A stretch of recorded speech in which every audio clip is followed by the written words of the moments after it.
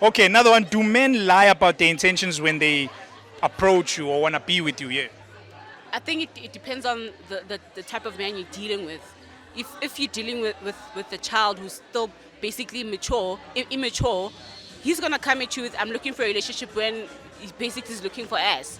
Why do you think men lie then, or those young boys lie then? Because he knows if he comes straight up to me and be like, I'm looking for ass, I'm gonna be like, nope, I'm looking for a relationship. Then he's gonna start acting like he wants a relationship from me just to get the ass. Whereas to a mature man is gonna come up straight up to me and be like, look, I know you're looking for a relationship, but I can't give you that. If you're looking for fun, I can give you that. It's solely up to you whether you wanna come play with me or not. It really depends on the person. Or rather on the guy and the age and the maturity. I'd say it's a 50-50%. I mean, I also lie. You may tell me you're looking for a relationship. I'm like, yeah, I'm there too, but I know I heard what I heard about you. So I'm also trying to get what I'm trying to get. But it works both ways. Like, let's not sugarcoat it. Women want what men want as well. It's essentially the same thing. But men do lie about what they want. For me, most of the time I've come across men who've always been straightforward. Like, no, Makoina, we want this side action. I'm like, okay, sharp, no, must be in there. Fine, I respect you for doing that. But if I'm not interested, I just said, no, I'm not interested, but we can be friends, but don't expect anything. I've already friend zoned you, and that's it. So yeah, it's that, and it works both ways. I also lie. Yes, I think so, yeah. I think originally the man is there to hook the woman, lying to her, giving her the stars and the moons in order to get into her pants. And only afterwards he might realize that he actually likes her and he would like to pursue something more serious. But originally I think the main objective is getting into the pants, and you'll say and do whatever it takes. Do you feel the need to do the same thing? Like present a certain image of No, yourself? to some extent. For example, we would like to present ourselves as good women, good wives, good future potential wives. But we don't have to lie about who we are. I just thought about that. I was just wondering, like, would you guys actually make the first move? And like you're saying, if I have. I have approached a guy. Actually, I knew the brother. I was like, who's that guy? He's hot. It's like, no, my brother. I'm like, go introduce me. Introduce me. He left us. I'm like, look, I've been looking at you for a couple of days, and I think we should go out. He's like, okay. We dated 4 years. Got engaged. There you go. Majority of how my relationship started is because I approached. Compared to what she has a few, but for me I'm a very sexual person, so my approaches are very direct. I'm like, look, you look like you've got an LD walk. I want some of that. It's up to you. I'm a very blunt person, so I've had those relationships, and I had one for a good 2 years ongoing. And I'm not going to say what's happening right now because I think it's going to be quite obvious who I'm talking about when they watch this. So yeah. The second question is, do you know what female nature is in the context of dating? Hell no. Dude, you play it by ear. As a guy, you're not even supposed to know that deep. You know what I mean? You're not supposed to know those intricate details. You're just supposed to take things as they are, or how you get them, and just process it how as best as you can. Do you think women overvalue themselves in terms of dating and relationships? No, I don't think so. So Women are powerful. The 10 grand a month that they want as a girlfriend allowance is fair. I don't think it's fair, but Any it amount is depends. fair for them. Any amount. Any amount is fair. Let me not lie to you, my guy. Ne? Any amount is fair for them. Any amount, even it's 100,000, even it's 50,000, very fair for them. As we men, ne, we are meant to provide for ladies. I don't want to lie to you. We are meant to provide. Any amount that you can afford, it's fair for them. Okay. Yes, she must appreciate whatever I give her. Do you believe people can influence your actions? Yes, I think so. Family pressures, friendship pressures, societal pressures. Yes, they can influence our actions. Or at least, maybe not our actions, but at least in what we believe and in what we think relationships should be like. Okay. Based on that, then, do you think women can influence men based on that? I think a woman, as a person, like if the two of us are dating, me, myself, I can't just influence you. I think there should be other forces influencing you. Your parents, your friends, society that you are brought up in. I think they'll have a greater influence than just me as a person. It depends. I'd say most definitely. If your friends are all looking for sugar daddies, what are the chances you're gonna date a decent guy? Yeah, you can't be dating a guy who's all sale back room gubo. Abangani bajwayele abantu ama-sugar daddy. Like you can't. Why are we friends? Why? You can't be in our crew. So exactly. So why are we friends if you can't, meet the criteria of the group? So I'd say most definitely you guys influence. Wait. Okay. If yes, then do you think women can influence men's behavior? Most definitely.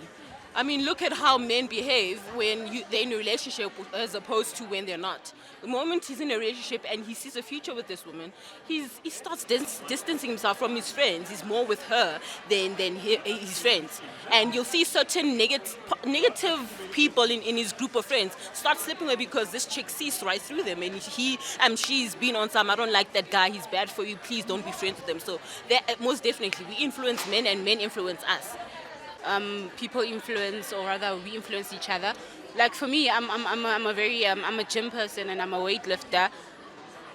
The expectation for the people I date is to date people like me. And realistically, that's what I want. But I don't know what the future holds. But when I look at the people I've dated, strictly people who work out, look good, and who are in the same line as me, or rather in the same field as me. But once I dated this one guy who was just, and I was like, and then we dating this guy. Really? You work out 6 times a week to date this guy? And I dumped the guy because of what was being said. So I was influenced. I'm glad I was influenced in that instance. He was bad for me. Sometimes it's good, sometimes it's bad. Sometimes it's good, sometimes it's bad, yeah. For all women decided together to never have sex without marriage, right? So they'll wait till marriage to have sex. If all women in this country or the world decided to do that, would men change and stop slut-shaming women? Yes or no? No, they won't. They won't. Why? Okay, why is it? Why do you think, even though women are now... We as men, our main goal is to smash. We as men, our main goal is to smash. Simps' behavior would change. Guys would find loopholes. No, let's say for argument's sake, no loopholes. That's just it now. Women are only making... In the case of no loopholes, there would still be loopholes. Guys are guys. Guys are guys. They'll find a way. Guys are guys, because the no sex thing will only work so far, but women need sexual gratification too. So as soon as I see that you need it, that's my window. That's your loophole. That's my loophole. Marriage, would men's behavior change? I do believe that. I understand the power of the P. Yep. And I've seen men move mountains because of it, And I've heard of women that have been in relationships for like 8 years, and the minute she said no more, the guy was like on one knee, and the next month they were getting married and that kind of thing. So I do believe that men's behavior will change. What are the characteristics that make a good man, irrespective of your type? So whether your type is the shy, silent type, or your type is the strong, loud type, what are the common denominators between these two men that make them, irrespective, this is a good man? I think a man who's respectful. When he's respectful to you, he's respectful to his family. And a man who's humble. When a man is humble, it takes him very far. You see the way he treats you, he treats his family. He's a man who understands and is very considering of situations. So when a man is respectful, humble, and honest, oh God, when a man is honest and consistent, sorry, I just had to put that, consistency is key. I think in everyone, whether it's a woman or a man, consistency is key to make things work for you and be a good person. I agree with everything what she said, but he's also needs to be responsible in his action. He has to be responsible and be kind and be kind, just treat people right. Like, be empathetic. If you're kind to nature, to people, just everything, then I'm yours. Like, look, I'm yours. Take me now. Take me now, Steve over, yeah. These things that you're saying that perfect dude has, are you guys also giving the guy the same thing? So you're giving him also honesty, consistency, all that? Yeah, look, I'm not gonna want you to be funny, and I'm not funny. I'm very funny. I'm honest. I'm open book, sarcastic. I mean, I'm inappropriate in certain ways, but like, like I'm yeah. I think loyalty, faithfulness, and commitment to the relationship. Pitching up for your partner, being there for your partner, financially, emotionally, whatever it takes. All spheres, all levels. And the ability to actually talk shit out and not just blocking it out. Do women have unrealistic or their expectations are too high when it comes to men in dating or relationships? That is a very interesting question. I've often been told that my expectations are unrealistic. And I don't think they are. I really don't think they are. I think maybe what men think we want is not what we're saying we want. Like, people are hearing what they want to hear, not what we're actually saying. Right. So to be honest, I don't think that women's expectations are too high. I don't think so. Why do women friend zone the men who would be good to them in a relationship? For me, my sister, she knows why I always friend zone. I hate, I'm sorry, I can't say hate, but I dislike a very sweet man. You know, when a man is too sweet, he's the type of man who can be gullible to certain things, you know. When he's too sweet, anyone can ask him for anything, he's going to agree to that. I don't want a sweet man. I need you to just be in between the line. Be bad, be good, you know. When you're too sweet, I'm going to, even in the bedroom, when you're too sweet, you're going to just give me one position, you're done. And I'm like, okay, and then, yeah, baby, according to the Bible, we need to do it in the bedroom, in the missionary position. No, just be bad, you know. Just take me in the kitchen. Take me in the parking lot. Do whatever you need to do. Stop being sweet. And I've got a very strong personality. When you're too sweet, my personality overpowers you. And, you know, you won't last. Would you then tell him, okay, if he says, okay, I want to be in a relationship with you still, but I don't mind being friends so you can know me, would you agree to that friendship? I don't want you to friendship still. I get annoyed still when someone is too sweet in general. I usually just say, you can be friends with my sister because she takes sweet people. I'm sorry, I don't take sweet people. Good question. It's often very good, it's often, how do I say, principled reasons, right? One, maybe a woman has certain cultural or religious beliefs that friend doesn't have. Or maybe there's an age factor that is important to her but she doesn't want to address. Or maybe the guy has been with her friend and, you know, people know things that other people don't, if I can put it that way. So there's always a very valid reason that maybe that woman cannot really tell that guy. I think it's possible for a guy to friend zone a chick, bro. It's possible. Yeah? I've friend zoned many girls, what bro. What would your motivations or reasoning be? Yeah. Bitterness, pettiness. Pettiness. Yeah. So, but that's the problem with guys. The motivations or the objectives are always to get back.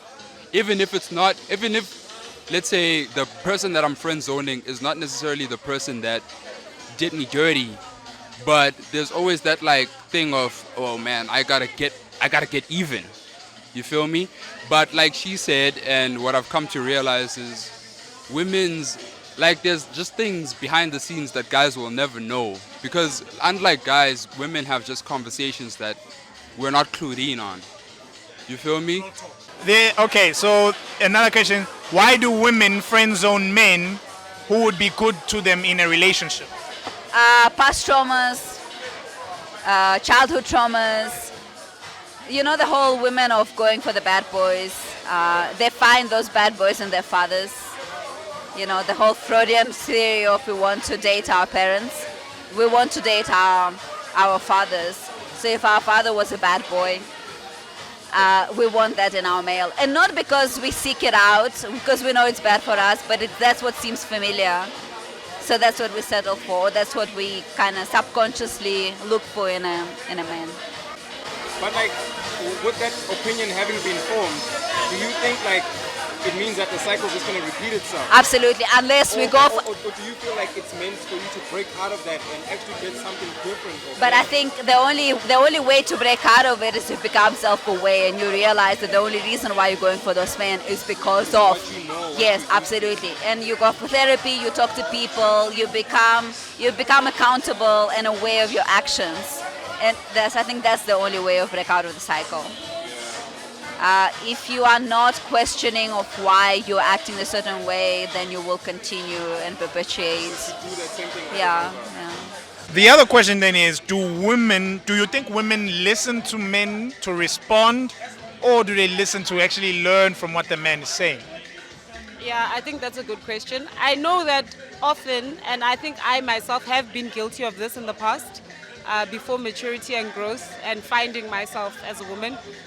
Women have often been guilty, and myself as well, of just listening to respond. Like, sometimes even saying, don't talk, I know what you want to say, I'm going to even respond before you even say anything. But since growing up myself as well as a woman, going from being an immature woman to being a maturer woman, I've made it a point to listen to understand, or listen to learn, or listen to even empathize, and not just to respond, because I found that sometimes in responding there's a lot more that I lose from a conversation, especially if I'm trying to get something out of that conversation. I found that the more I speak, the less I get out of the conversation, but the less I do speak, the more I learn, if I can put it that way. Do you feel like there's a point where you need to win, or are you open to understanding to compromise? Right now, where I am, maturity-wise and growth-wise, I do want that compromise. I do want a level of understanding, meetings of the mind. I don't think there's such a thing called winning, especially in a relationship context where you want to win. Where winning is us staying together, for example. So yeah, I really think that being able to find a middle ground, the meetings of the mind, is mutual winning. I don't think if one person wins a conversation, you don't actually win. You gain nothing from that. Yeah. I mean, as in this would be a worldwide mandate. Yeah. Worldwide mandate. All women who are single just saying, listen here, if you wanna have sex with me, or be in a relationship with me, get married to me first, then. Men are very committed creatures. Men are committed creatures. Let's minus that. Let's minus the manipulation of men. Okay. But let's say, I think men then will submit to that? I think they definitely will, because there's no options. I don't know good things that's like there's no options. Everyone is on that. So I think most definitely there'll be a change. Yeah. We control the world if you think about it. You guys aim to get all this. So if I ain't giving it up, you're gonna do what I want you to do. What are you gonna get? So I think that will be a world where women actually rule. Women are in charge. I don't think men can function without getting it. So it's gonna affect the way they think in running businesses and all of that. So we're gonna be right on top. That's a fair point. It could manipulate the way that men think, therefore culture. I personally believe yes, there could be a change, but yeah, that's fair. But thanks, ladies. That was the last question. Okay, two issues. One, behavior of men towards women. I think yes, it will change by force, because nobody will have sex with them. But the whole slut shaming thing, I think the whole notion, it comes from the more of a woman's perspective than a male's perspective. I think men don't really care if they're sleeping with a slut or a nun. I think women put more pressure on other women about sleeping around and having, because women in ourselves, we have a certain standard toward how we should behave, and whoever doesn't conform, in our eyes, they are sluts. So the whole slut shaming movement notion, it comes more from a female side than a male side. That's the first time a woman admits. Yes. But I think it's true. Very honest. Hey yo, subscribe to Black Oxymoron channel. Road to 1K subscribers, man. We on and poppin'. All right, let's go.